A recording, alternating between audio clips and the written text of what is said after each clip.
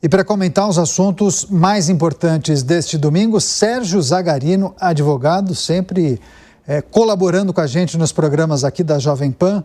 Zagarino, seja bem-vindo, viu? Ótima tarde a você. Trouxemos essa reportagem em destaque, esse encontro, conversa, reunião improvisada entre Donald Trump e Volodymyr Zelensky, um encontro relativamente rápido, não estava na agenda, conversaram por cerca de 15 minutos, mas uma imagem muito emblemática, né? Isso antes do enterro do Papa Francisco, esse encontro aconteceu no Vaticano.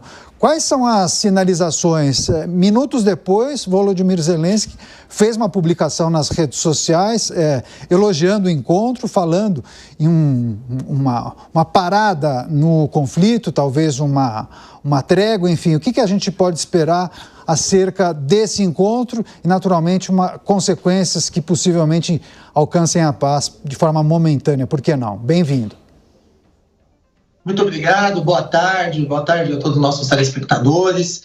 Olha, não tenho dúvidas de que foi um encontro importante e muito simbólico, afinal de contas, foi no velório ali do Papa, e uma coisa que a Igreja Católica faz é sempre pregar a paz. Então, essa sinalização de ambos, principalmente do envolvimento de Donald Trump, que desde antes de ser eleito pela segunda vez presidente dos Estados Unidos, ele sempre se demonstrou preocupado com o fim da guerra ali na Rússia com a Ucrânia. Então, esse bate-papo rápido, após aquela pequena divergência existente nos Estados Unidos entre Zelensky e Trump, sinaliza que em breve nós podemos chegar ao fim do conflito armado na região da Ucrânia. E diferente do que quis dizer o presidente Lula, é isso de que foi um desencontro, não dá, não. O presidente dos Estados Unidos, ele não quis encontrar o presidente Lula. Essa questão do Brasil não se posicionar de forma direta nessa luta, nessa briga fiscal, nessa guerra fiscal geopolítica existente que os Estados Unidos têm realizado, fez com que Donald Trump não quisesse sinalizar com agenda com interesses do presidente do Brasil, Luiz Inácio Lula da Silva. Então, a mensagem que fica é de esperança de que esse conflito se encerre na região da Ucrânia, Donald Trump possa, de uma vez por todas, intermediar e solucionar essa guerra, e que, na verdade, o Brasil está sendo mal visto pelo Donald Trump. Afinal de contas, o Brasil não tem se posicionado ao lado dos Estados Unidos. Legal, daqui a pouco a gente volta a conversar com o Sérgio Zagarino, que vai continuar com a gente. Outras informações, porque em meio às críticas pelo atraso no comparecimento ao funeral do pontífice, o presidente da Argentina, Javier Milei, declarou que o Papa Francisco foi o argentino mais importante da história. Vamos acompanhar na reportagem do Sansão Maia. O presidente argentino Javier Milei esteve na primeira fila do funeral do Papa Francisco, realizado neste sábado em Roma. Em declaração à imprensa, afirmou que o pontífice foi o maior argentino da história. Durante a homenagem, Milei também lamentou o fato do Papa nunca ter retornado à Argentina e admitiu: fizemos algo errado. Ao mesmo tempo, rebateu nas redes sociais as críticas pelo atraso na cerimônia e por não ter visto o corpo antes do fechamento do caixão. Em entrevista ao jornal argentino Clarín, Milei lembrou que já havia pedido desculpas a Francisco por declarações feitas no passado e disse ter sido perdoado. Segundo ele, o encontro entre os dois aconteceu no Vaticano em 12 de fevereiro de 2024, durante uma audiência privada. Na ocasião, o Papa teria dito que os ataques do presidente foram erros de juventude. Enquanto isso, em Buenos Aires, centenas de fiéis lotaram a Catedral Metropolitana para participar de uma missa solene em homenagem ao Papa Francisco. Pois é, e antes do funeral do Papa, o presidente dos Estados Unidos expressou dúvidas quanto à vontade do líder russo Vladimir Putin em acabar com a guerra. Vamos acompanhar na reportagem da Caroline Meira. Vários chefes de Estado se reuniram em Roma para acompanhar o funeral do Papa Francisco, o que abriu a possibilidade para encontros diplomáticos, enquanto o mundo acompanha com atenção os conflitos no leste europeu e no Oriente Médio. O presidente americano Donald Trump se reuniu com o presidente da Ucrânia, Volodymyr Zelensky, que buscou propor uma trégua total e incondicional para a guerra na Ucrânia. Após o encontro, Trump expressou dúvidas quanto ao real interesse do líder russo Vladimir Putin em acabar com a guerra na Ucrânia. Zelensky se reuniu também com líderes europeus. A presidente da Comissão Europeia, Ursula von der Leyen, prometeu o apoio do bloco na mesa de negociações. O presidente da Ucrânia também conversou com a primeira-ministra italiana Giorgia Meloni. O gabinete do governo da Itália reiterou seu apoio aos esforços de Trump para alcançar uma paz justa e duradoura no leste europeu. Zelensky se reuniu com o presidente francês Emmanuel Macron e com o primeiro-ministro britânico Keir Starmer. Duas potências nucleares que poderiam ter um papel crucial na segurança da Ucrânia em casos de trégua. 12:19, voltamos aos assuntos aqui do Brasil. Criminosos armados invadiram uma residência no bairro dos Jardins, uma área muito nobre aqui na zona sul de São Paulo, e levaram cerca de R$1.700.000 em bens. Quem conta pra gente é o repórter Daniel Liam.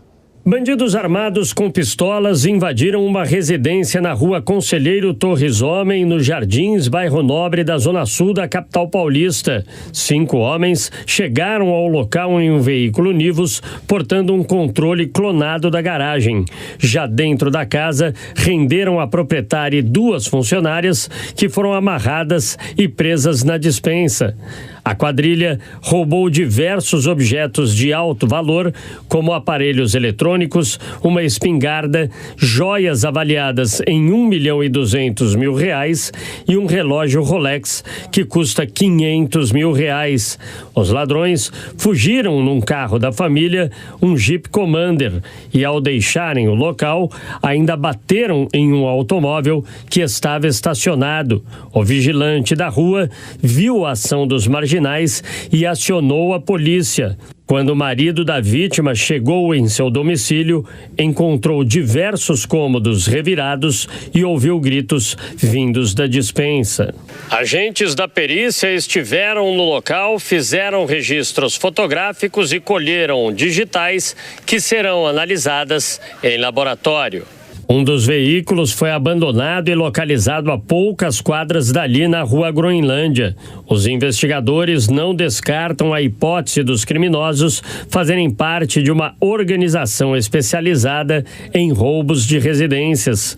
O caso foi registrado no 14º Distrito Policial da cidade de São Paulo. O Sérgio Zagarino, comentarista de hoje, é especializado em temas ligados à segurança pública. Zagarino, não há mais local seguro, né? Em São Paulo e no Brasil. Esse caso em especial, os bandidos invadem uma casa, região nobre da cidade de São Paulo, aqui da capital, e levam mais de R$1,5 milhão em bens. A gente fica imaginando os momentos de terror, né, que os integrantes dessa família passaram enquanto os bandidos estiveram por lá. Agora, surpreende a ousadia, né, a maneira como eles operam e conseguem invadir essas residências. Queria que você trouxesse uma explicação sobre o aumento no número de casos parecidos como esse. A gente até observa uma dedicação da Polícia Paulista, da Secretaria de Segurança Pública, mas há dificuldade em identificar esses grupos organizados, né? É aí que está. O crime, historicamente, ele não vai deixar de existir. O crime, ele sempre existiu. O que a gente tem que fazer é fazer com que as pessoas não se tornem criminosas. E aí a gente precisa atuar em outras áreas, outros segmentos, tal qual educação, cultura, esporte e lazer. Porém, alguns grupos que se organizam, e aí que vem as organizações criminosas, oriundas de quadrilhas, como é o caso desse específico, que geram esse tipo de situação. É diferente. Esse tipo de crime, ele consegue ser combatido com a inteligência do Estado, com a Polícia Civil. A Polícia Militar, ela vai atrás, ela faz ali, ela é acionada, ela tenta capturar os bandidos na hora que o crime acontece, mas a investigação que se dá pelas especializadas da Polícia Civil são fundamentais para conseguir identificar principalmente os receptadores. Esse crime só existe porque tem um receptador que compra essas joias, que compra esse produto, objeto fruto aí de uma ação criminosa. E não é novo em São Paulo nem no Brasil, são inúmeras quadrilhas que, na verdade, são pontuais. Então, é diferente daquela sensação de insegurança quando você comentou, São Paulo está numa situação complicada. São coisas distintas. Uma coisa é o furto, é o crime de menor potencial, mas que gera aquele desgaste na pessoa de que, poxa, será que eu posso sair com minha corrente na rua, meu celular na mão? Esse crime, é um outro crime, é diferente, tem que ser combatido da forma que eu falei. Agora, esse que acontece, infelizmente, que são quadrilhas especializadas, extremamente organizadas, muitas vezes eles conseguem tráfico de influência para conseguir informações privilegiadas, muitas vezes, quando acontece em condomínio, inclusive de funcionários, para facilitar na ação criminosa. Então, a Polícia Civil e o governo do Estado, dos estados, enfim, tem que agir para conseguir identificar o dinheiro, o famoso follow the money, e pegar o receptador, que tem que ser uma pena, inclusive, muito maior, o próprio Código Penal já prevê uma pena maior para quem compra, quem faz a receptação desse tipo de produto furtado, desse tipo de produto roubado, do que, de fato, pelo roubo em si. E é esse o caminho que os governos eles atuam. E tem sido feito, viu? O trabalho da Polícia Militar, quando acionada, é bom, mas principalmente o bom desempenho do trabalho da Polícia Civil. Infelizmente, esse tipo de caso é difícil a gente ver um fim. Talvez uma discussão no Congresso para aumentar principalmente a pena de receptação no Brasil, que aí você vai conseguir inibir a pessoa de fomentar essa prática criminosa. Pois é, fazendo uma comparação, é o que também acontece com roubo e furto de celulares. Só existe esse tipo de crime porque há um mercado que abastece, né? Muitas lojas revendem os celulares roubados e furtados. Bom, a gente vai seguir acompanhando essa investigação. Qualquer novidade a gente traz aqui na programação da Jovem Pan. 12h25, o ex-ministro da Fazenda, Guido Mantega, decidiu não aceitar a vaga para o Conselho Fiscal da Eletrobras. Vamos acompanhar com a Luciana Verdolim. O governo já tentou emplacar o ex-ministro na presidência da Vale e também no Conselho de Administração da Braskem. Agora queria que ele fizesse parte do Conselho da Eletrobras. Nas duas primeiras oportunidades, as indicações acabaram repercutindo mal entre investidores e conselheiros, que acabaram sendo descartadas pelo governo. Agora, segundo o jornal o Globo, foi o ex-ministro quem desistiu da vaga. O que se comenta aqui dentro do governo é que o presidente Lula vem procurando uma vaga para Mantega. Entre os petistas, o discurso é o seguinte, é que ele teria sido injustiçado ao ser apontado como responsável pela crise financeira no governo da ex-presidente Dilma Rousseff. No caso agora da Eletrobras, a Assembleia de Acionistas está marcada para a próxima terça-feira e, até lá, o governo deve indicar um novo nome para substituir Guido Mantega. No encontro será levado a voto o acordo que garante uma maior participação da União na administração da companhia.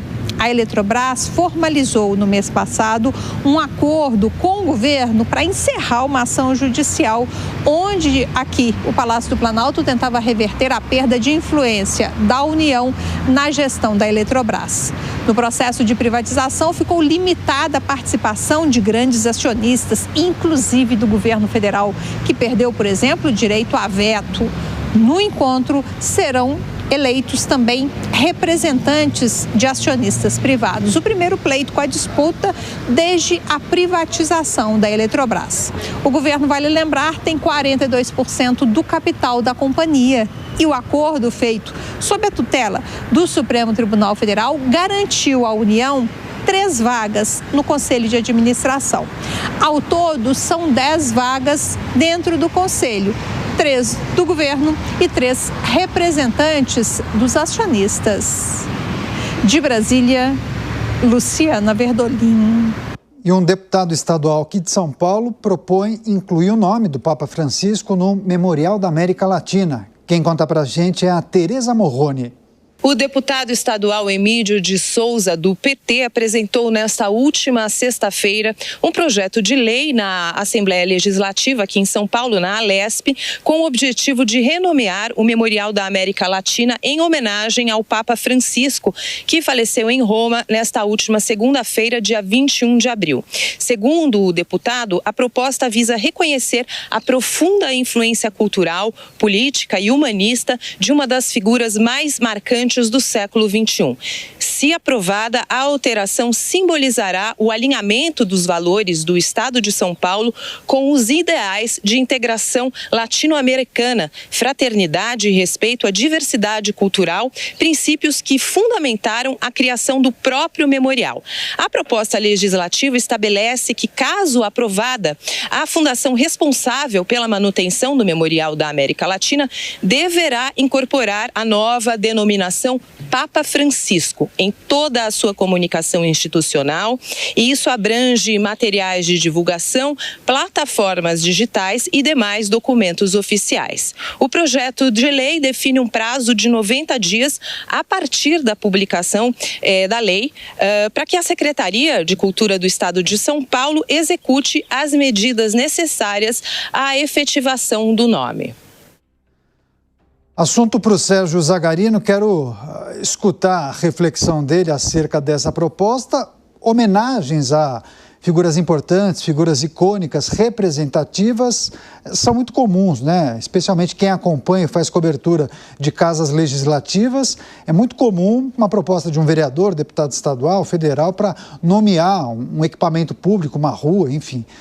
Agora, o que você acha dessa proposta do deputado do PT de acrescentar o nome do Papa Francisco a um equipamento cultural já muito conhecido, já estabelecido, certamente décadas de funcionamento?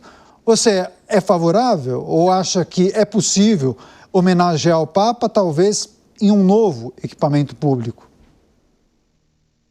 Olha, eu sou daquela que homenagem eu gosto que seja feita em vida. Você fazer só uma homenagem quando a pessoa nos deixa, eu fico triste assim, com esse tipo de situação. Porém, também não deixa de ser importante para a gente poder valorizar e lembrar de feitos realizados, como, por exemplo, pelo Papa Francisco.